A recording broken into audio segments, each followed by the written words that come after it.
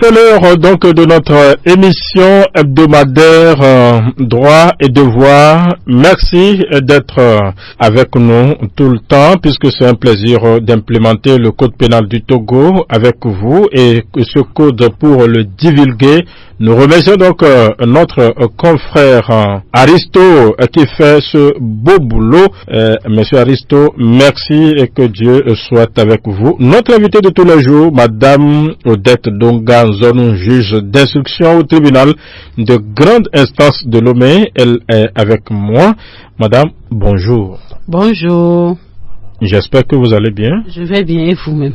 Je me porte à merveille également. Alors, pour débuter cette émission, vous commencez avec vos mots de gratitude et de courage que vous avez toujours porté à l'endroit de ceux-là qui ont porté cette émission dans leur cœur. Merci. Permettez-moi de rendre gloire à Dieu pour ma vie, votre vie et celle de nos proches. Et je peux dire que c'est grâce à Dieu que vous et moi, nous sommes en bonne santé et que nous arrivons à nous rencontrer pour cette émission. Ma gratitude va au président du conseil et surtout je tiens à le féliciter pour son élection et je souhaite que le Seigneur lui fasse grâce et qu'il soit en bonne santé afin qu'il puisse remplir sa nouvelle mission. Je voudrais remercier le DG de la radio Maranatha pour tout ce qu'il fait en faveur de l'information et c'est grâce à lui si aujourd'hui l'information va au plus profond de nos hameaux dans la vie et grâce à lui la population de la vie arrive à avoir l'information en temps réel. Ma gratitude va à Aristo, le journaliste à Alpha Omega. Et c'est grâce à lui que aujourd'hui notre émission est sur YouTube et sur les autres réseaux sociaux. Merci infiniment pour tout ce que vous faites, Aristo. Mes remerciements iront à vous, les collaborateurs du DG de la radio Maranatha, pour tout ce que vous faites en faveur de l'information.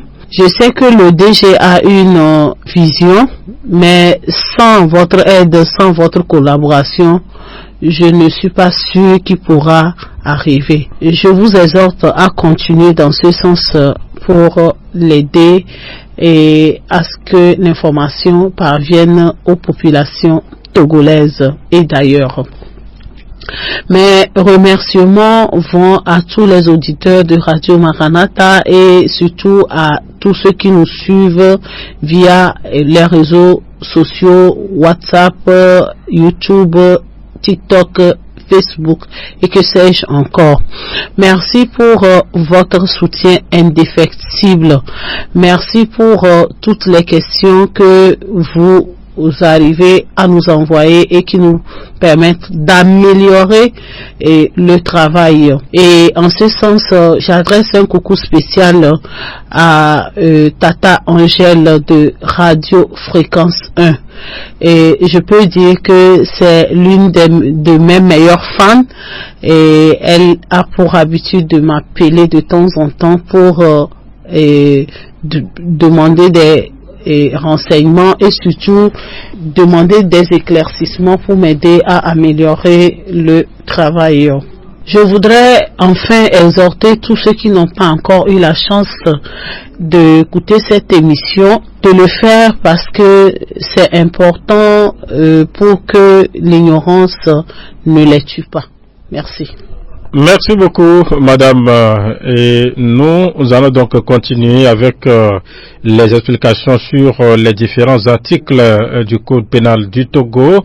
Nous avions entamé la semaine dernière la section 3 qui parle des infractions à caractère sexuel. Nous avions déjà parlé du premier paragraphe qui parle du viol.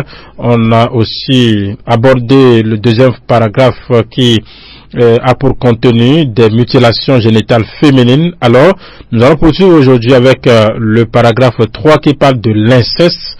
Madame, vous avez la parole. Merci. Paragraphe 3 de l'inceste. Article 223 constitue l'inceste tout rapport et attouchement sexuel de quelque nature que ce soit commis par un ascendant légitime, naturel ou adoptif de la victime ou les ascendants directs de ceux-ci, sans limitation de degré. Un frère, une sœur, un demi-frère ou une demi-sœur. Je vais expliquer ce qui est dit ici, et parce que beaucoup ont de telles pratiques, mais ne savent pas que en réalité c'est de l'inceste. Et qu'est-ce qui est dit comme première condition? C'est-à-dire l'inceste, c'est tout rapport, c'est-à-dire les rapports sexuels et attouchements sexuels. On n'a pas besoin nécessairement que ça soit des rapports sexuels, que la personne qui a eu nécessairement de la pénétration ou des rapports sexuels, mais même les attouchements, le fait d'avoir une très grande proximité et avec une autre personne et avec quelques attouchements sur les organes de sens, les parties intimes, et on peut parler d'inceste. Donc on dit un ascendant légitime, naturel ou adoptif. Un ascendant, c'est qui? Un ascendant, c'est les pères et mères. Maintenant, si c'est légitime, c'est-à-dire c'est les parents biologiques, le papa et la maman qui vous ont mis au monde. C'est-à-dire le père peut avoir des relations intimes ou des attouchements sexuels avec sa fille. La mère également peut avoir de tels comportements avec son fils. Ça n'empêche pas que le père ait des relations de ce genre avec son fils, c'est-à-dire du même sexe, parce que ça peut arriver aussi, parce qu'aujourd'hui tout se fait dans l'ombre. Maintenant on dit le père biologique, ça peut être un père légitime ou un père adoptif.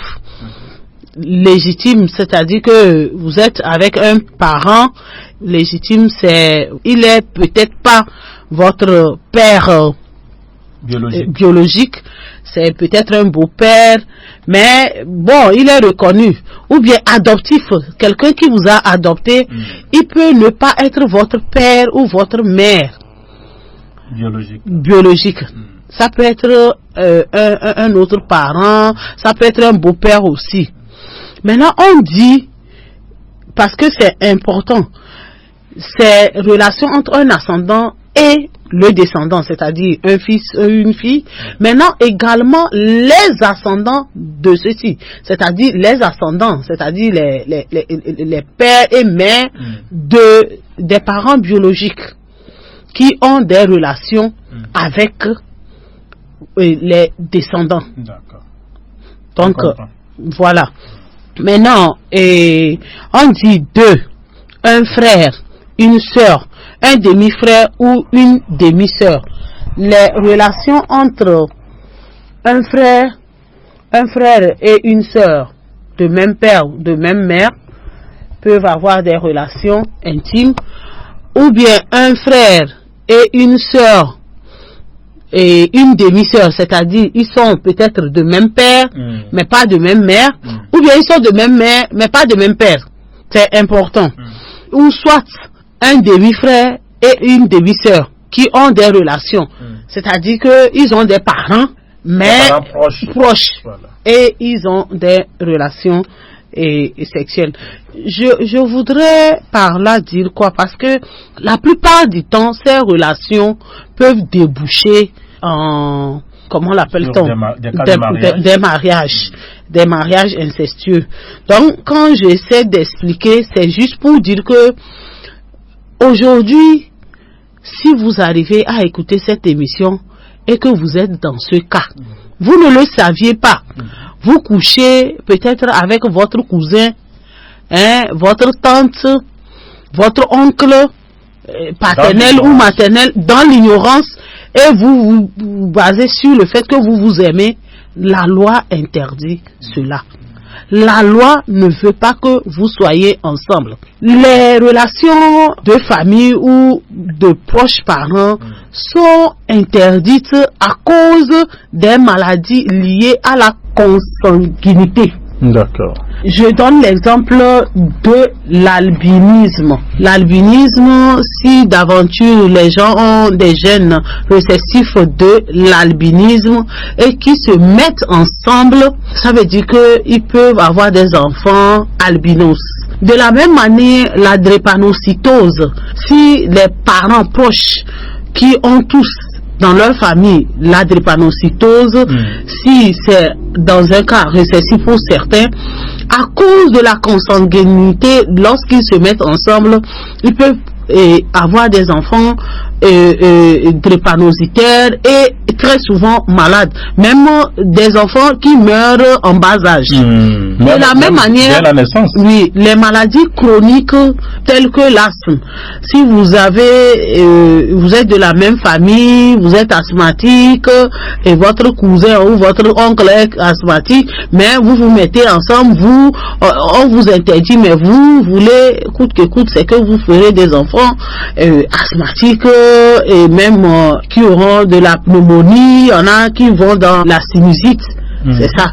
Donc, bref, aujourd'hui, j'aimerais vous dire, j'aimerais dire à tous ceux qui m'écoutent que l'inceste est interdit et que vous devez, lorsque vous êtes au courant d'un inceste, surtout commis par un ascendant sur un enfant mineur, dénoncer cela.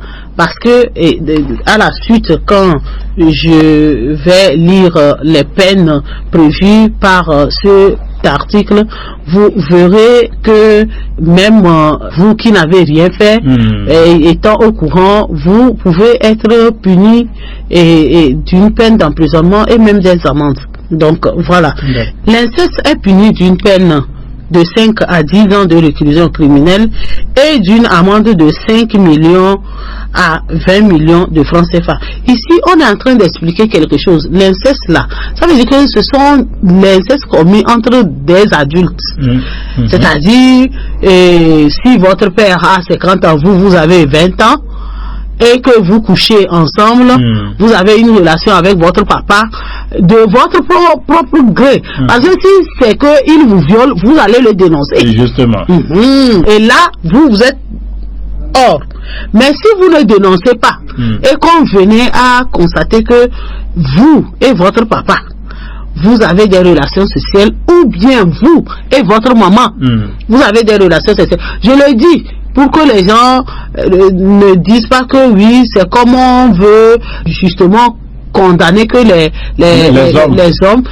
Mais il faut retenir que la plupart des cas, ce sont des cas d'hommes sur leurs descendants, c'est-à-dire les pères sur leurs descendants. Bon. Je ne peux pas dire jamais. Mais sans toutefois oublier que pour le côté des femmes. Oui, en tout cas, ici, je n'ai pas encore appris une maman qui couche avec son garçon. Ça existe. Oui, je n'ai pas dit. C'est-à-dire que ce que j'ai connu en tant que juge, où j'ai appris par les expériences des collègues, c'est souvent les pères qui sont accusés d'inceste sur leurs filles.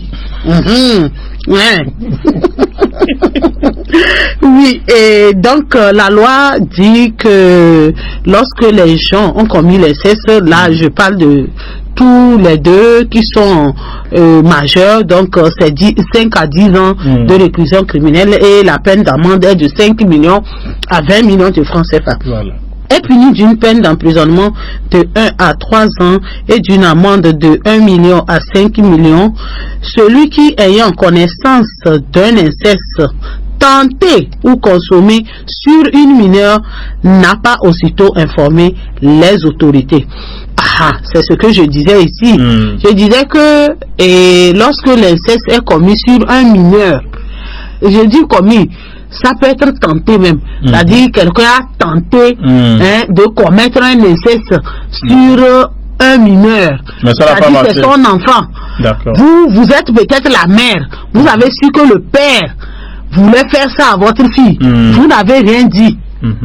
Ça veut dire que vous êtes accusé de ne pas avoir dénoncé ou de ne pas avoir signalé les mauvais agissements de votre mari. Donc vous, c'est 1 à 3 ans et la peine d'amende, c'est de 1 million à 5 millions. Maintenant, lorsque la victime est un enfant de moins de 15 ans, le maximum de la peine est prononcé.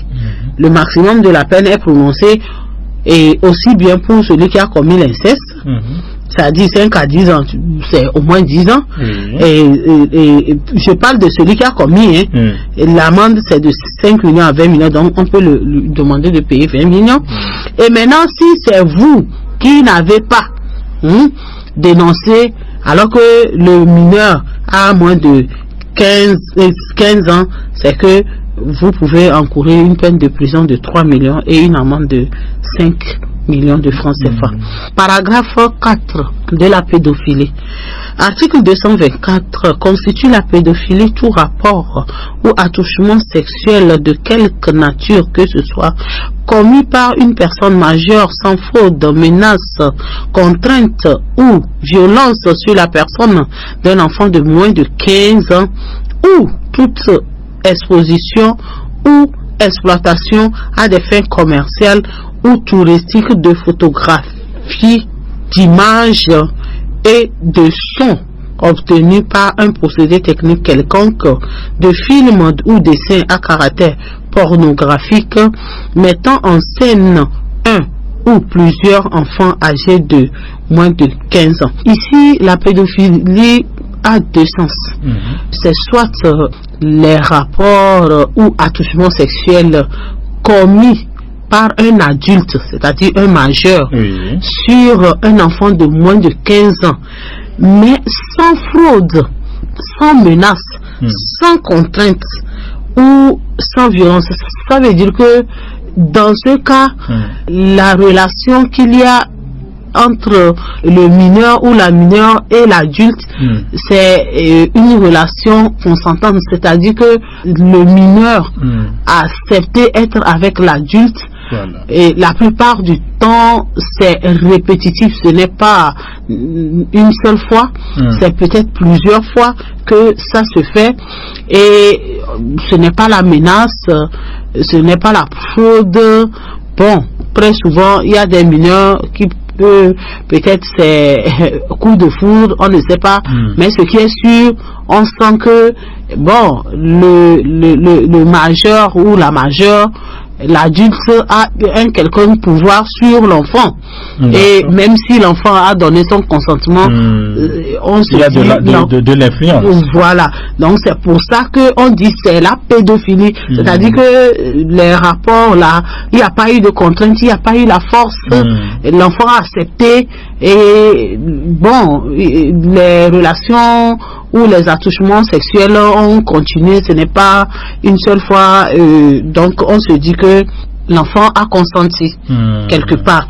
Bon, même si l'enfant n'a pas de consentement en tant que tel. Maintenant, le deuxième sens de la pédophilie, c'est l'exposition ou l'exploitation d'un enfant ou de plusieurs enfants à des fins commerciales, c'est-à-dire quelqu'un qui prend un enfant, essaie de prendre ses photos nues, que ça soit une petite fille ou un petit garçon, ou peut-être c'est plusieurs enfants à la fois, et ou bien il essaie même de coucher avec l'enfant et de récupérer les images, certains le font, ou bien il prend des photos et filme des trucs sur les enfants et à caractère pornographique, parfois même c'est entre des enfants, il regroupe un ou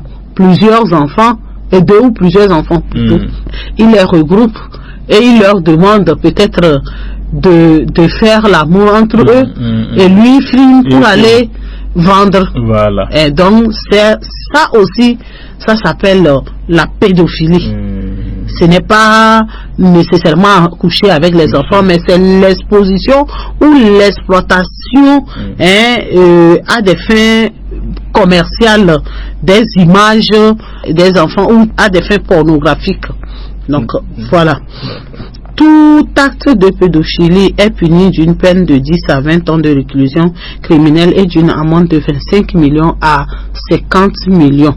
Sans commentaire. Ou bien, si vous avez des questions, sinon on va passer à la section 4 sur les violences. D'accord. Une question et si on prend nos familles en Afrique, nos familles sont tellement grandes qu'il y a la grande famille qui porte un nom, mais dans la même famille, il y a encore d'autres parents qui ont porté d'autres noms, et ces noms-là, peut-être, il y a d'autres descendants qui ont pris ces noms-là comme nom de famille et tout, mais ça, c'est dans la grande famille, mais peut-être que ils ne sont pas ensemble, ces enfants-là ne sont pas ensemble, se sont vus dans une autre localité, se sont mariés, ou bien ils sont en voie de se marier. Maintenant, je voudrais vous poser la question si la loi qui porte sur l'inceste peut également, je ne sais pas, les frapper. Merci pour la question. En fait,